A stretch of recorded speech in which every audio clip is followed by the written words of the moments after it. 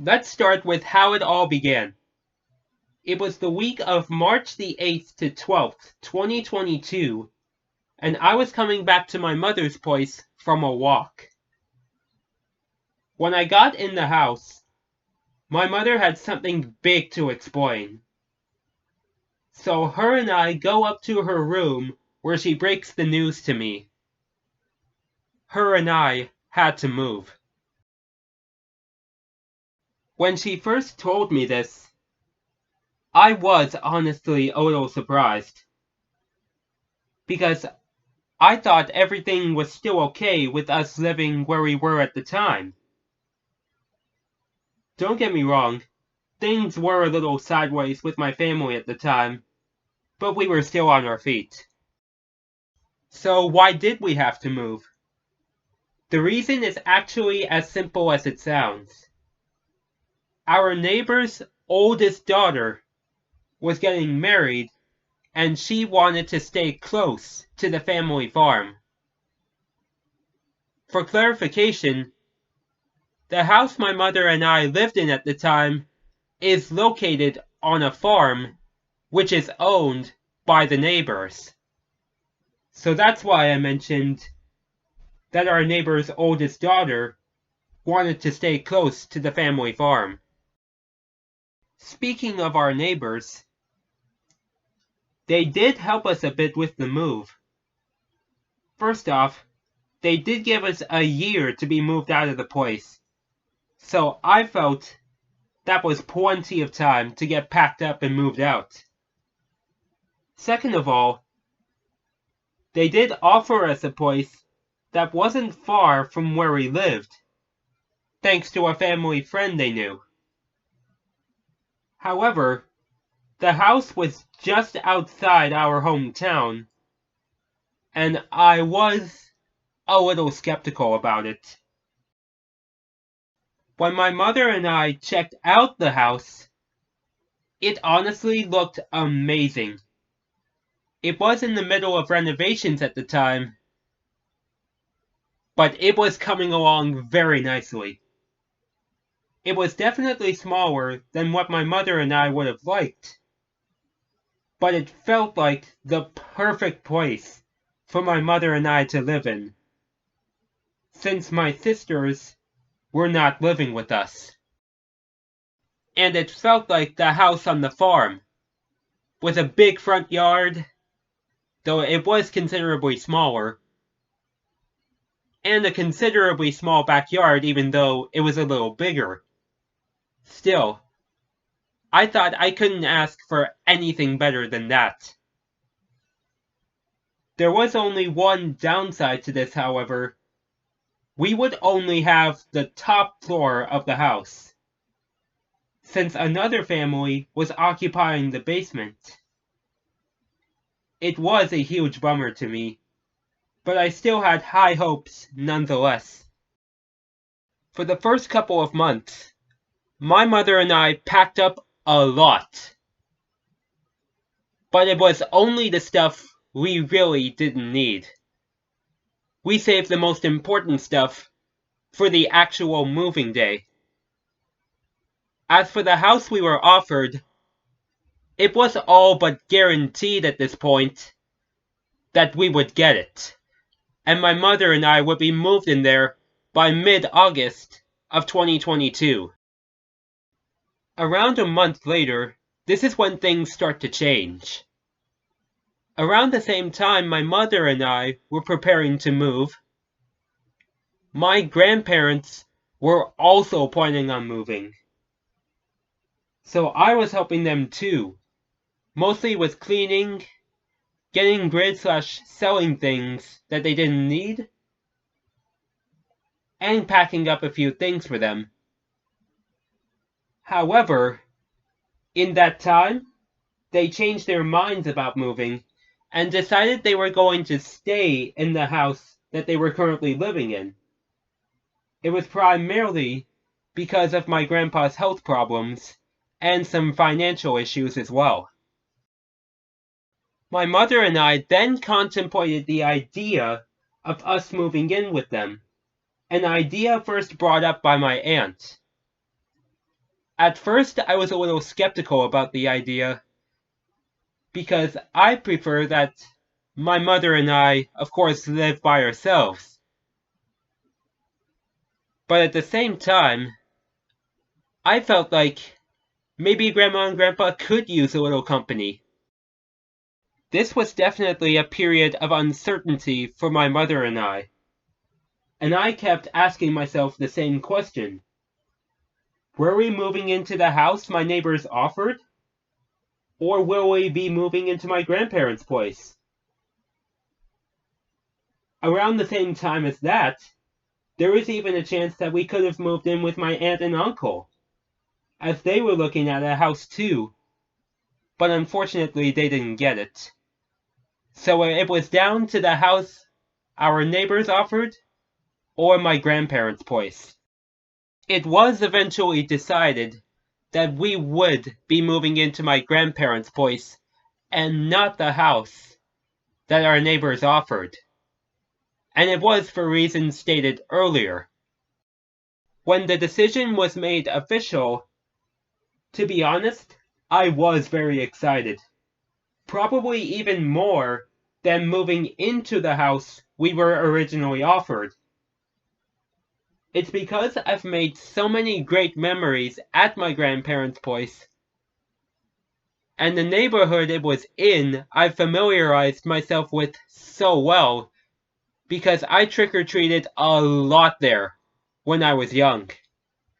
And plus, it would be like a reward for Grandma and Grandpa, because I helped them move some things in their original plan to move out of the house. The only question was, however, where was my stuff going to go? The answer was simple. The basement. It was decided that the left end of the basement, which was the rec room, more particularly at the far end, would be converted into my room, and that my grandpa's old workshop would be converted into my studio. That way I can make my drawings and record my videos in there. It was nothing short of being right up my alleyway, because the basement is no doubt about it my favorite part of my grandparents' place. And who was in charge of this? Who was going to make this happen? That would be my uncle, who's an experienced handyman. So there is no question he would do the best job he could to make this all happen. He was also in charge of combining the TV room and the spare bedroom upstairs into my mother's bedroom. I, meanwhile, was asked to help my uncle with the basement, which I did not hesitate to do so. I primarily helped with removing the wood paneling and wooden beams that have been up since the house was built in 1973, and no questions asked. Those panels and the large wooden beams were super heavy, but removing them was worth it. I even learned a technique from my uncle on how to remove them. That involved using a hammer and a crowbar, in which the hammer has to be hit on the front end of the crowbar for the flat part of the crowbar to get in, and then hitting the crowbar from the side to lift up the paneling and the beams. As for my room, the framework was all done by my uncle. I helped with drilling holes in some parts of the wooden frame so that the wiring could be pulled through to provide the lighting for my room. I also helped with putting up the drywall and screwing it down. As for converting my grandpa's old workshop into my studio, we basically had to remove all of my grandpa's old tools, and the new ones too. We moved them into either the shed outside or the fruit cellar that was located in the room itself. It was definitely tough work, and from time to time had some troubles with my uncle. But overall, the job was well worth it. Meanwhile, I was also helping my mother with moving things around the old house, since it was starting to get cramped with boxes. And I mean cramped. Specifically in the living room. And I kid you all not, my mother and I had a lot of things in that house. A freaking lot. That's honestly the best I can describe it. It's just funny to me now that I think of it. Anyways, because of this, we rented out not one, but 2 storage units. We basically stored what we wanted to keep because there wouldn't be enough room for it all at my grandparents' place. Because of the sheer amount of things we had. It was also a tough process. But with my strength entrusted in God, the job was fulfilled.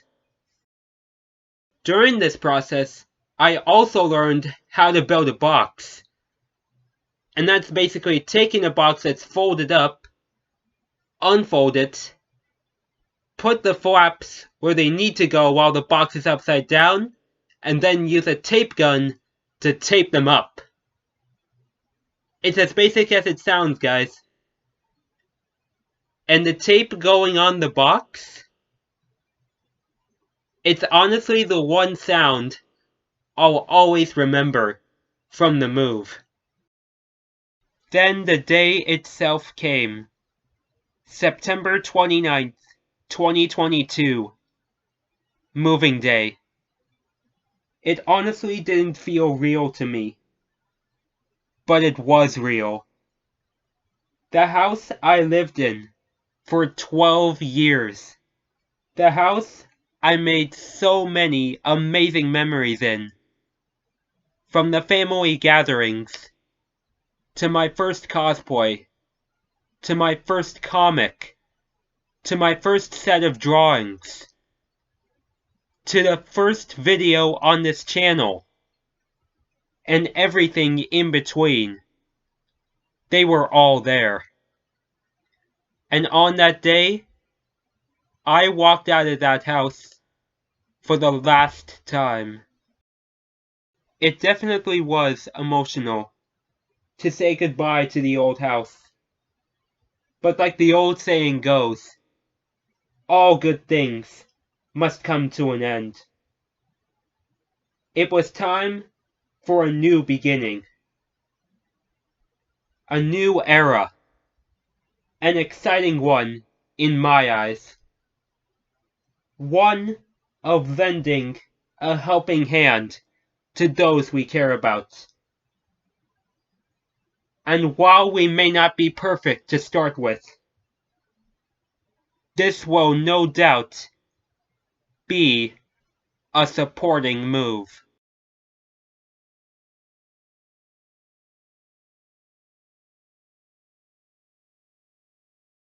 First off, I'm going to talk about 2 occasions where I was chased by dogs.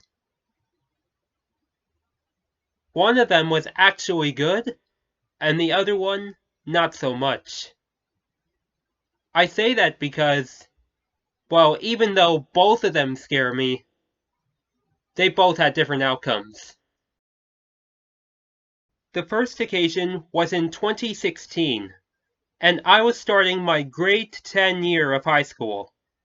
On that day, I was walking up to school from my father's place because my mother was watching over my step-cousins while their father was away on a fishing trip. And plus, my father's house is not far away from the high school that I went to. The route I took on that day included a bridge that goes over a set of train tracks. The moment I made the turn to go on the bridge, I heard barking from a small dog. I was definitely startled by that. Then I turn around and see it running towards me.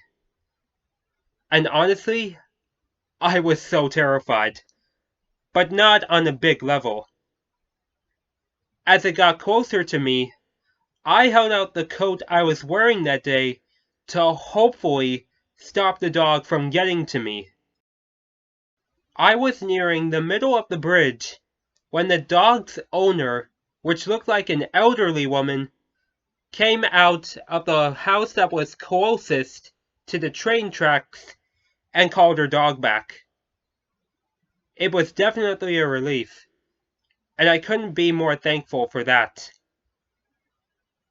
Afterwards, the woman and I had some small talk, and then I went on my way. No harm, no foul. Looking back on it, this doesn't scare me as much anymore, because the dog was pretty small, and it didn't run that quick. So overall, I feel I wasn't in any real danger on that day, apart from potentially falling off the bridge. But still, I was okay. The second time this happened, however, really leaves me on edge whenever I go on walks nowadays. This happened about 2 weeks before my mother and I were due to move to my grandparents' place. I was going for a walk to the end of the road on the street my mother and I lived on at the time. And right at the end, there's this really nice brick house that I honestly think is one of the best houses I've ever seen. On the outside, at least. On that day, I was taking a moment at the end of the street before I turned around and headed back to my mother's place when I heard a dog barking. This time, the dog was much bigger, and it was sprinting towards me. My heart started racing like crazy at the sight, and I have to say, I swore at the top of my lungs, probably the loudest I've ever screamed in my life. That time, I felt in real danger of being attacked. Thankfully, just before the dog crossed the tree line, their owner came out of the brick house and called the dog back. If the first time this happened was a relief, I felt this time was more so. The owner, which was this time a man, did say to me that their dog was harmless, and I'm honestly unsure if he apologized or not. Regardless, I was left stunned and shaken almost the whole walk home. I honestly have never been scared of dogs in my life. Heck, I was even a big dog person when I was really young. But after what happened, I couldn't have been more wise to be extra cautious around them, especially when I walk, because I don't know when this could happen again. So my word of advice for anyone that owns a dog, please make sure you keep your eyes on them at all times, and make sure they're under control. And to those who take walks, especially in neighborhoods, always have your guard up, 'cause something like this could happen to you too. The next thing I'm going to talk about that gave me a real fright was the creature under the bed from the Disney movie The Nightmare Before Christmas. For those of you who don't know, The Nightmare Before Christmas is no doubt one of my favorite movies of all time. But the moment where the creature under the bed appears scared the living wits out of me when I was really young. I won't spoil the scene for those of you who haven't seen the movie, but I will give you a hint as to when it happens. The creature appears at the beginning part of the film during the opening song, but I'm not saying when in the opening song. The reason this character scared me so bad when I was a child was because, no doubt, the way it looked. And around the time, of course, I didn't understand horror as much back then as I do now. And looking back on it, the creature kind of looks like Nick Helena when she's in his aggressive mode. That being the red eyes and the sharp teeth. Because of this, I would avoid watching that part of the film since it scared me so bad. But as I've gotten older, I've grown to appreciate the character more and watch the part where it appears, as I've become more accepting of the horror genre. Thank you, Tim Burton, for giving me such a good fright as a kid. And for a wonderful movie as well. The next thing I'm going to talk about that gives me an unexpected scare, and this one may sound ridiculous, is when my mother talks to me whenever I wear my headphones and I'm listening to something. It's a recent thing that's been happening, and my mother does it quite a bit. And almost every time, I get caught off guard. And this happens usually before she goes to bed. And why does this scare me? This scares me because I'm so tuned into what I'm either watching or listening to that I'm not aware of anyone else around me, especially my mother. And don't get me wrong, I love my mother to pieces. But she can be quite the one to pull a few scares on me, even if they're not intentional. This is why I always like to keep the volume on my headphones at a reasonable level, so I can always listen for anything, especially when my mother tells me when she's going to bed. Now, for those of you who are fans of the game Bendy and the Ink Machine, I'm sure the next thing I got an unexpected scare from, I'm going to talk about, you may have experienced as well. During a time I was playing the game, around Valentine's Day 2019, I was exploring an area in either chapters 3 or 4 when I turned around to adjust my character. Right then and there, the deformed version of Bendy was right there. And there was nothing I could do but get an absolute fright out of it as I was killed. And plus, I was also somewhat close to completing an area within the chapter I was in, which made me partially angry at the same time. That wasn't even the scariest part though. The chase theme didn't play, nor a warning of his presence. He just appeared right then and there, ready to scare the living daylights out of me. Oh my god. And don't get me wrong, the deformed version of Bendy gets me every time, whenever he makes his presence known. But that one time on Valentine's Day in 2019 was no doubt the biggest of them all. Speaking of unexpected sights, The next thing I'm going to talk about is something that continuously happened when my mother and I were living at the house we previously lived at. Times when I was sitting in the living room on the couch, doing whatever I was doing, I would look out of the corner of my eye and see what looked like a strange black figure walking on our front walkway. That made me quite paranoid, to be honest. And I thought to myself, who on earth would be walking up to our place at random times during the day? Little did I know, it was just a garden decoration that was spinning that caused that illusion. Out of all things, it had to be that. To be exact, that decoration was shaped like a flower and had rotating petals, which gave it the illusion that someone was walking on the walkway.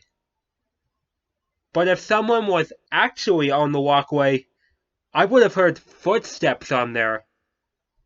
But thank God I didn't those many times.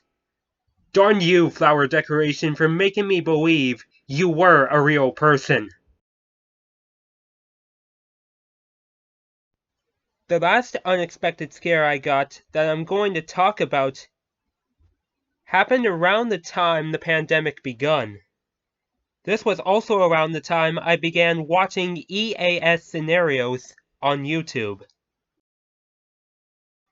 I came across a scenario called The Entities, made by a YouTuber by the name of Scorpion Punch. And I found it interesting, so I gave it a watch. Little did I know, that scenario would give me a fright I would never forget. Now, contrary to what I've seen in other EAS scenarios, which have no jump scares, or very little jump scares, this one had plenty to offer. And that's what got me the most. The following 3 scares are the ones that got me the most. First, the Jersey Devil scene. When the person in the scene attempts to get away, they crash and come across the Jersey Devil itself. But the car screeches got me more than the Jersey Devil jump scare. And I said exactly the text that appeared on the screen. That makes it even more scary for me. Holy. The second one was during an alert that shared that the entities were of one big paranormal entity. And nearing the end, the line, "be destroyed," which implied that the source of the entities must be destroyed, began repeating itself. And I knew right then and there, it was representing a glitch. And the loud noise that followed, let me tell you guys, I wailed like a child at that. Oh my god. It honestly scared me so bad.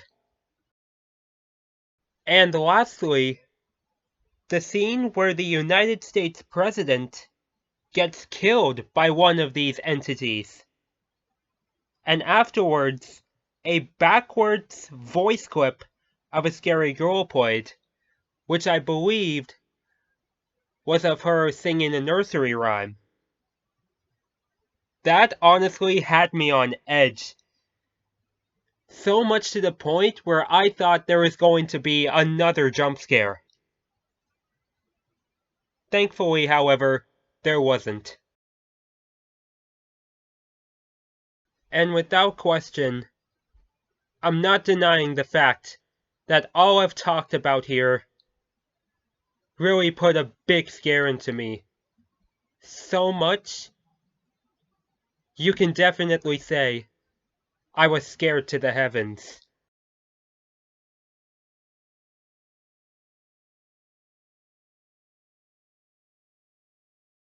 The first favorite costume of mine I would like to share is my costume from Halloween 2011. That year, I dressed up as a player from my favorite Major League Baseball team, the Toronto Blue Jays. But I didn't dress up as any specific player from the team around that time. I basically dressed up as myself, as a Toronto Blue Jays player. Because back then, I was really big into the Toronto Blue Jays. Not as much today, but I still love them even to this day. Now, what did my costume look like, to be exact? It looked something like this. I wore a blue or a black Toronto Blue Jays baseball cap, can't honestly remember, along with a white jersey of the team's logo from 2004 to 2011, which was customized with my favorite number and my name on the back, as well as one of my baseball gloves and black track pants. Looking back on this costume, I feel it's one of my favorites because I felt it made sense with how I felt back then as opposed to now. And in 2011, that's when I attended the most Toronto Blue Jays home games in a single season, that being 13. That I can say is true dedication. Though I don't attend as many games now as I did back then, the Toronto Blue Jays player costume for 2011 is no doubt a costume I'll always cherish. The next costume I'm going to be talking about is one that I honestly didn't see coming. And I feel this episode would be incomplete if I didn't mention it. What was this costume? It was my 2015 Halloween costume, which was the Minecraft skin of my favorite YouTuber at the time, DanTDM. Now, why did I describe this costume as an unexpected one? To give you more insight, I would like to provide a backstory for you guys.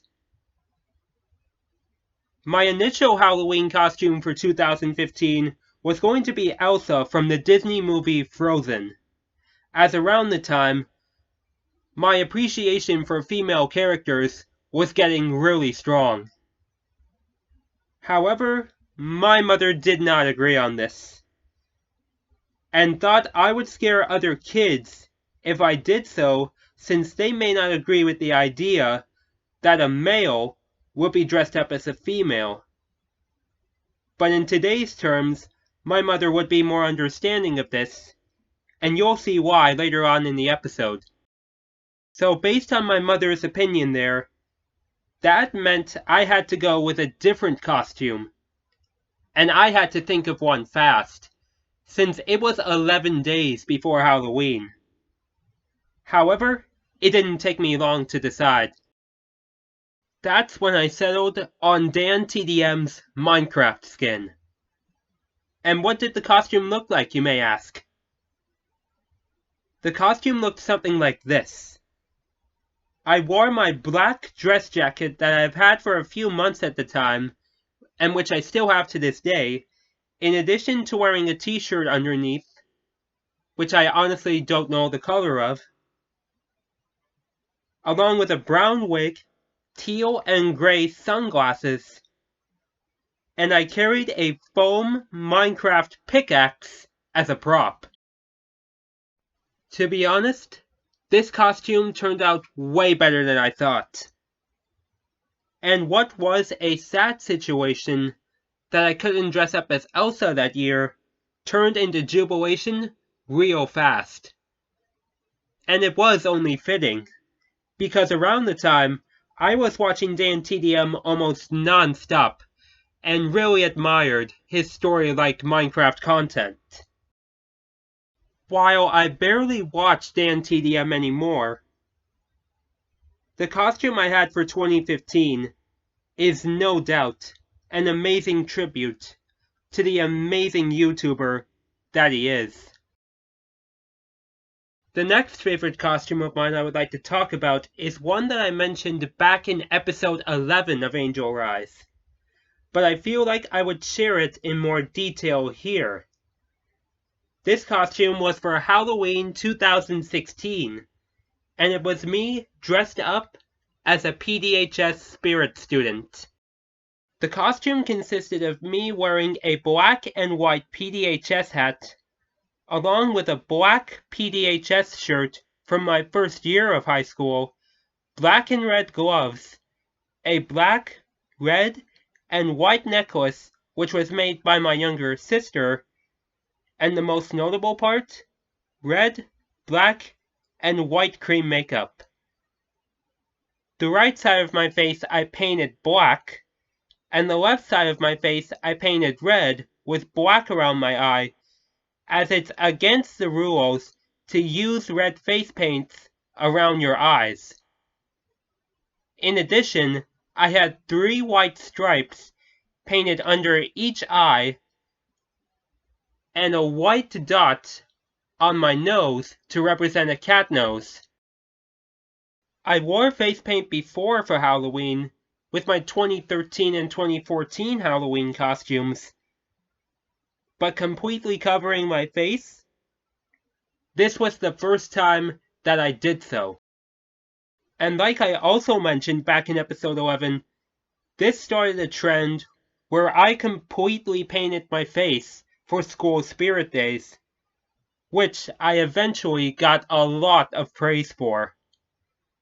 And that's exactly why I find this costume to be one of my most favorite Halloween costumes ever, because this is where my love for PDHS took off. Speaking of my love for PDHS, 2 of my next 3 Halloween costumes afterwards were PDHS themed, including this next one, my Halloween costume for 2019. The PDHS Warrior. This costume consisted of me wearing my PDHS hockey jersey that I got back in January 2018, which was customized with my favorite number and my name on the back, much like my Toronto Blue Jays jersey that I wore for my Halloween costume back in 2011. In addition, I also wore a red cape, my hockey shoulder pads and knee pads, and for the makeup, it was a white base with large half-red, half-black triangles on my forehead and cheeks, a half-red, half-black cat nose painted on my nose, and my lips half-red and half-black. Lots of half-red, half-black spots on this makeup, am I right? Plus, this was also the first time I wore lipstick as part of a Halloween costume, as well as a cape. Anyways, this was my costume for 2019 because I feel like I was the one person who shined the brightest at PDHS and would protect it from any harm. By this point, I was in my victory lap year of high school and had already made a big name of myself at the school, but I thought my job wasn't done and wanted to make every single moment of my victory lap year worthwhile, and to let PDHS know they will always have me by their side. Now, remember back at the Dan TDM costume part that my mother's opinion of me going out as a female character had changed? Well, this is where this next costume comes into play. That being my 2020 Halloween costume. And for those of you who know about it already, and for those who don't, I went as, yours truly, Nicolina. The costume consisted of a 2-part dress. The top part being a blue sweatshirt made to look like Nicolina's dress, which was sewed by one of my aunts. The bottom part was a long blue skirt, which was ordered by my mother on Amazon, but made no changes to. As for the rest of the costume, I wore an orange-haired wig, along with a paper Nicolina crown I made attached to a silver headband, a paper white star with a blue gem, as well as red lipstick and blue eyeshadow for the makeup. No additional makeup was required because Nicolina doesn't wear a lot of makeup in his regular version, and plus, him and I basically look the same. This was no doubt a big peak in my love for female characters. And to be honest, it was a tribute to the mostly female household I lived in the early years of my life. This was also the beginning of my cosplaying days as the characters I love, including Nicolina, which I've done on several occasions. And I honestly couldn't have been more happier. I would never want to take this costume back for anything. The 5 costumes I've mentioned to you all so far are no doubt my favorite costumes that I've worn in the past. But this year's, I feel, may top all of them. And since we're at it here, I might as well talk about it. My costume for this year is going to be of Nicolina again, only this time, it's going to be his Saint version. And for those of you who are confused about Nicolina's Saint version, I'll give you a quick rundown of what she looks like. She wears a gold and silver tiara with a blue gem, along with a long white dress with stars and a swirl on the front, as well as wavy patterns on the bottom of the dress, as well as angel wings and his face paint. For the costume itself, it will look almost exactly like the Saint Nicolina look, only with a few differences. The dress is a white robe transformed to look like the Saint Nicolina dress, only it has a white piece over the left shoulder to hold it up.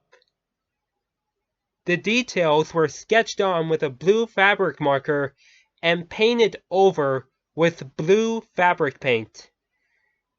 There are a few additional details to it as well, those being holy crosses on each side of the swirl and an arrow shape painted on the front of the shoulder piece. As for the headwear, it won't be a gold and silver tiara.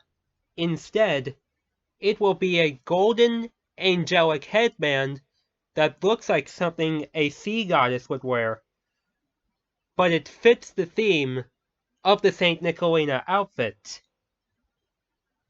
As for the wig, it will be a new ginger-haired wig that is exact to Nicolina's hair color. And you're probably wondering, why am I going as Saint Nicolina for Halloween 2022? I feel it'll be a rebirth for not only Nicolina, but for myself too, as I feel it'll be the beginning of new great fortunes for my life. And plus, I've always wanted to do a cosplay of Nicolina's Saint version. So overall, I'm ready to let the prayers and love spread with this costume.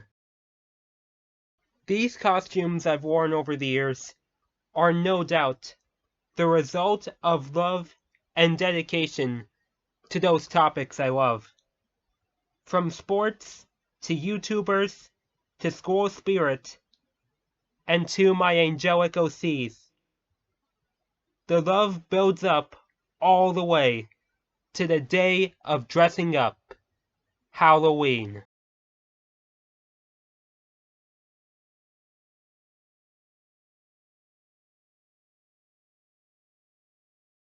Story number 1. This is something I made a point of back in episode 11, that being in where I nearly quit the PDHS hockey program, more specifically the teams, for good. Here, however, I will shine light on an incident that sparked this. The day was March the 6th, 2017, and I was with the PDHS boys hockey team for their regional tournament known as the Central Western Ontario Athletics Association Championship, or CWASA for short. On that day, I was helping the team like so, and we did well to start, winning our first game. Same can't be said for the second game, however, as we ended up losing it, and it was during this game that the incident took place. During the course of the game, the team didn't play well, and their frustration showed, sometimes to the point of causing scrums after whistles and taking unnecessary penalties. Keep in mind, this was a common thing during the season. Then, during a shift change in the second period, in which I was in charge of the bench doors, one of the players, Tyler McKenzie, nicknamed Zippy, was feeling frustrated, and being the reassuring person that I am, I tried telling him to calm down as best he can, during which he threw his stick against the front of the bench, and then it bounced off, and the butt end hit me on the front of my right leg. This wasn't intentional, by the way. He was frustrated, and he accidentally hurt me in the process. I'll be honest, it hurt quite a bit. And right then and there, I thought it was the beginning of the end. I left the bench soon afterwards, and didn't return for the rest of the game. Though I could have been okay physically to return to the game, mentally, I felt there was no chance. Tears were coming down my face quickly as I made my way towards the locker room. Then I went in and threw my helmet against the near wall of the room and sat down, distraught about what happened. Eventually I did calm down, and the mark the stick hit left behind, while not there anymore, I still vividly remember to this day. It was quite something. And either after the second period, or after the game was over, Tyler did come up to me and apologize for what happened, and no hard feelings came of it. I did get better enough to be on the bench for our last round robin game, which was a must-win, and it was against the host school. Sadly, we didn't win, but not by much. During the game, however, I did decide that once the tournament ended for us, in this case, being eliminated in round robin play, I was going to leave the boys' team. And I did just that when I addressed the team in my post-game speech. However, I really thought about just quitting PDHS hockey in general, because I felt my studies were more important than that. However, on the car ride back, my mother made the suggestion of switching to the girls' team, as they're a lot more disciplined than the boys' team. Keep in mind, girls tend to have a lot more patience than boys do, and I learned that from a video I watched a couple years after I left the boys' team. But there are some opposite cases, no doubt. Anyways, I really like the idea of switching to the girls' hockey team like my mother suggested, and I did so for the rest of my high school life. And like the old saying goes, the rest is history. Though I did have a couple troubles with the girls' hockey team, however, they weren't as bad as when I was with the boys' hockey team in grade 10. Regardless, I pushed forward and made the most of my time with the girls' team, even sharing a joke one time with one of the girls' players during a practice, who said to me when I mentioned my switch, "Screw the boys." I giggled a bit at it, and it definitely does stick with me to this day. And boy, does it have quite a meaning to this day for me. But that meaning, I will share with you all another time. This next story may seem quite bizarre to you all, but I feel this is worth sharing. It was at the beginning of my victory lap year of high school in September of 2019. And at the time, I was staying at my father's place while my step-cousin's father was out on his yearly fishing trip and my mother was watching over his house. One night, at around 3 in the morning, I woke up unexpectedly with a sore throat, and it was honestly the worst sore throat I believe that I've had in my life. Keep in mind, this was before COVID-19 existed. So I went downstairs to the dining area, and not long after, my father checked in on me and I explained to him what was going on. I did take some medicine and I did get back to sleep.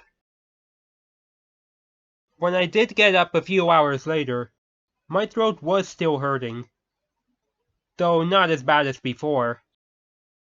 And you may think I'm crazy, but I went to school anyways. Not because my mother or father forced me to, but I felt like I was okay to do so. And let me be honest, nothing bad happened throughout the day, and the day was just like any other. Just a good day at the office in my terms. Now in today's terms, there's no way I would have gone to school that day. Yet being the brave soul that I was there, I couldn't waste a moment. The sore throat did persist throughout the rest of the week, dissipating as the week went on, but I still went to school. I'm even shocked to this day that I went to school that week despite my sore throat. I honestly would never have dreamed of it. Would I do it again? We'll see, but it is highly unlikely. This next story is quite dark, which is why I mentioned the disclaimer at the beginning of the video. So I suggest you have a box of tissues beside you just in case. I'm sure many of you have thought of this before, and I have too. That being suicide. It's honestly one of the scariest thoughts in the world. The thought of one taking their own life. In my case, it was on New Year's Day 2021.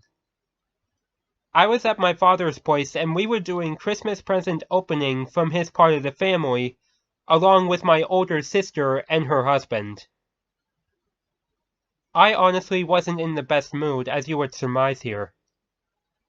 At around 5 p.m., I went up to my room, right before the present opening was about to begin, and I didn't come down for the whole duration of it. Not even to have dinner. Not right away, at least. For the last week and a half, I was falling apart mentally, and I felt this was my true rock bottom.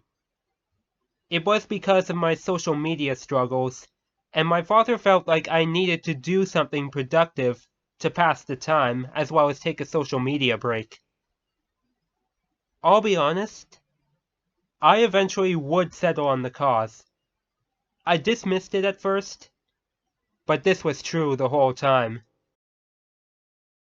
If that was the life that I was going to live, I definitely felt that I had no purpose. That's when I considered suicide. To be specific, taking a knife or any sharp object and shoving it into my chest or neck and pray that I bleed out. There, I felt I only cared about no one else but myself. Yet at the same time, I couldn't bear the thought of me taking my own life. Because my family and friends appreciate me with a heart of gold, and the devastation that would come upon them if I did commit suicide would be incredible. I couldn't bear to take my own life, so that's when I called my parents for help. And my father was the one who came up and helped me get back on my feet, and gave me the push I needed to take a social media break, as well as help him out with a few things around the house while I stayed at his place.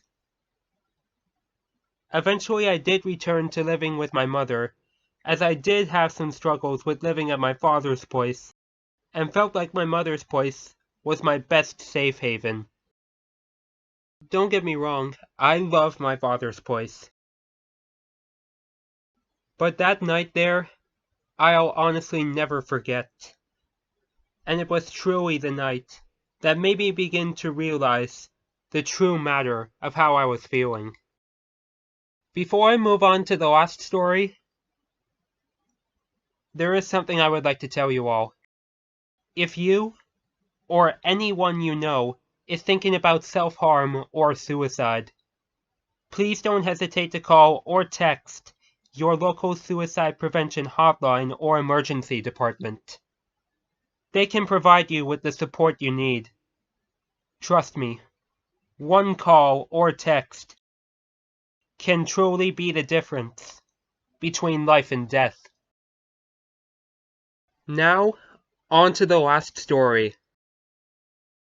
This happened in April of 2022. To be exact, it happened 2 days after I made episode 13 of Angel Rise. The night before, I shared a note to Instagram saying how thankful I was for my friendship with Kestrel. I kept that deep in my heart as I went to bed. Before I went to sleep though, Kestrel shared a podcast video that she and their boyfriend were a part of with some other people that they knew. She mentioned that she was going to be part of this podcast a few days prior, and I'll be honest, I was pretty excited for Kestrel. I was happy that she was going to be part of a podcast.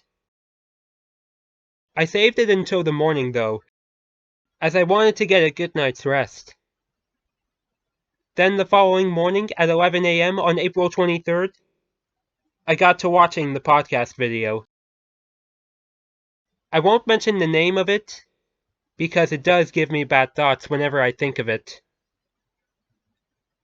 As the video went on for the first 5 minutes, it was at best okay for me, but as it went on, it deteriorated rapidly. About 7 minutes in, Kestrel made a joke about suicide, and that honestly made my heart sink. Because I know that Kestrel's mental condition isn't the best, and she's had mental struggles over the years. Afterwards, the other people she and their boyfriend were with started making jokes about sensitive subjects, including the cancel culture phenomenon, which I absolutely despise. I couldn't stand watching it, and after 16 minutes of watching, I disliked the video and clicked out of it, screaming in rage in the process. The only thought in my head at that time was, why was Kestrel part of that nonsense? This is not the version of them I see. I expressed my frustration on Discord, crying as I did so, and it didn't take too long for Kestrel to respond. But my mind wasn't in the mood to respond immediately, as I wanted time to think. It took 2 more messages from Kestrel for me to get up and respond. I honestly could sense the fear in what she typed, fearing that I was going to cut ties with them right there. But all I wanted was to think and recover, knowing if I made one wrong comment, our friendship would have ended in a finger snap. The friendship between Kestrel and I was too precious for me to let go of. I, nor Kestrel, weren't letting our friendship fall apart that easily. In the end, Kestrel and I were able to make up, with Kestrel even checking in about an hour after our initial chat, and I explaining why I was upset in the first place. We haven't had any issues between the two of us since then. To think, the day before, I wrote a note saying how thankful I was for the friendship between Kestrel and I. And then the very next day, have our friendship that close to ending. It's honestly one of the more heartbreaking moments I've ever had considering that, and I still get emotional whenever I think about it. But I'm happy the end result was a good one. Though there are lots of people in this world who, after a bad moment, would give up and resent over it, there are many who would do the opposite, me included. There are many bad moments in my life that have had me down on my knees. But in the end, I kept going, letting resilience take over, becoming a resilient angel in the process.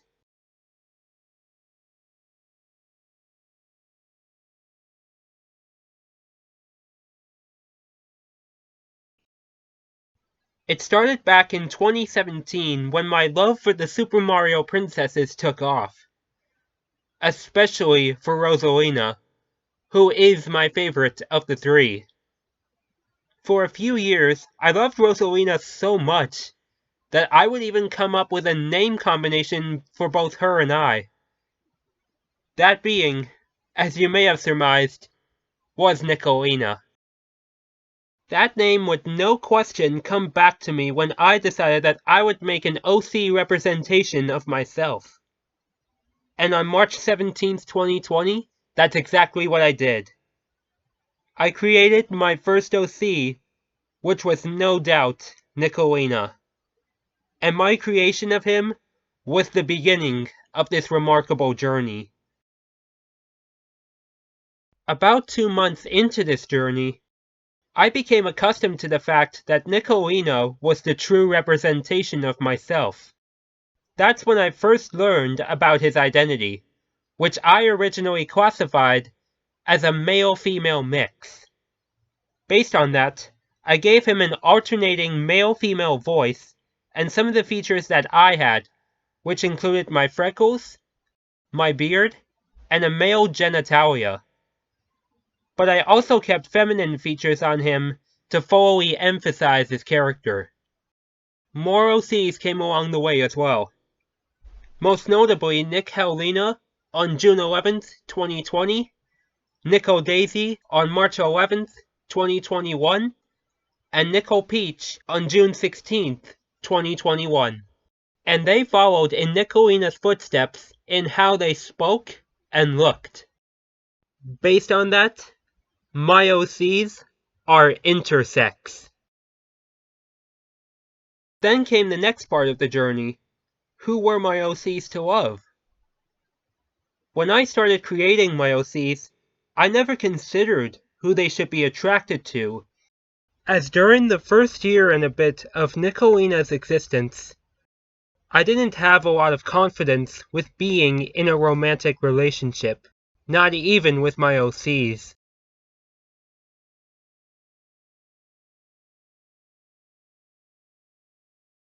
That was further proved when I was abused, which I mentioned back in episode 14 of Angel Rise.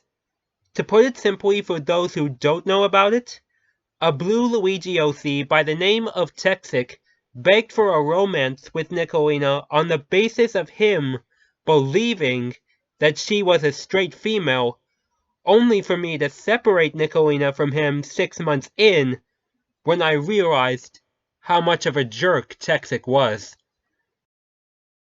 I'll admit, believing someone is one thing based on how they look when they're really another thing is absolutely wrong. And that was a trap that Nicolina and I were in. However, there was hope with whom my OCs should be attracted to. That hope came on April 16th, 2021.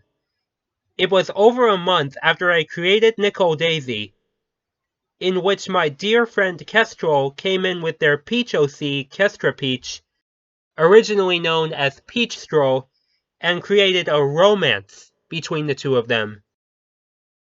I was initially shocked at first, but I came to realize this was a major point in Kestrel and I's friendship, and later on, it would become a major point in the history of my OCs and who they are attracted to.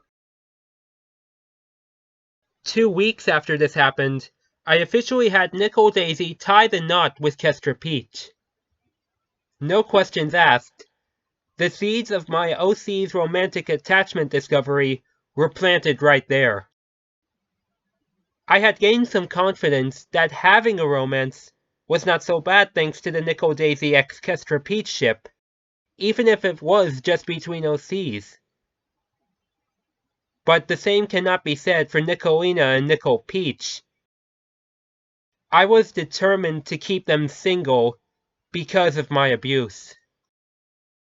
But that changed 5 months after my abuse ended, when I asked Kestrel if Nicolina could have a romance with their OC Kestrelina, which she accepted. Little did I know, this OC romance would lead me further to what I was looking for.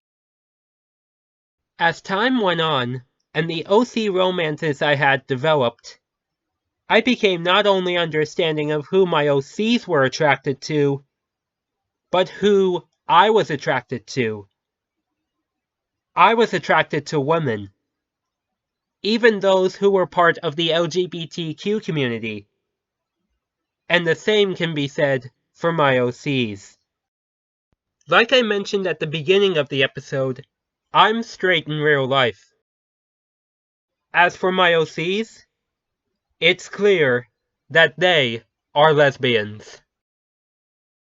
By May 2022, I was only aware of the terms intersex and lesbian, which fitted my OCs very well. But what about male-female mix? Did that fit in with the term intersex? Well, a little bit. An intersex person is an individual born with any sex characteristics, including a genitalia, that are not common with male or female bodies. So in some ways, yes, intersex can have a meaning with a male-female mix. But the true definition for that I would discover on May 20th, 2022. Since I only knew the intersex and lesbian definitions, I decided to mix the two to come up with the name interlesbian, even making my own custom pride flag in the process to represent it. I'll show it on the screen right here. Not long after I originally shared it though, Kestrel chimed in and shared what she thought my OCs identified as.